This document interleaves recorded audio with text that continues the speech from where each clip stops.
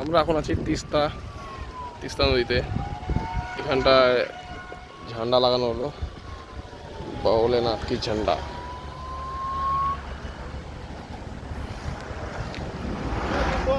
হ্যাঁ কই গেল? ও, এই হচ্ছে ঝান্ডা লাগানো কাজ চলছে।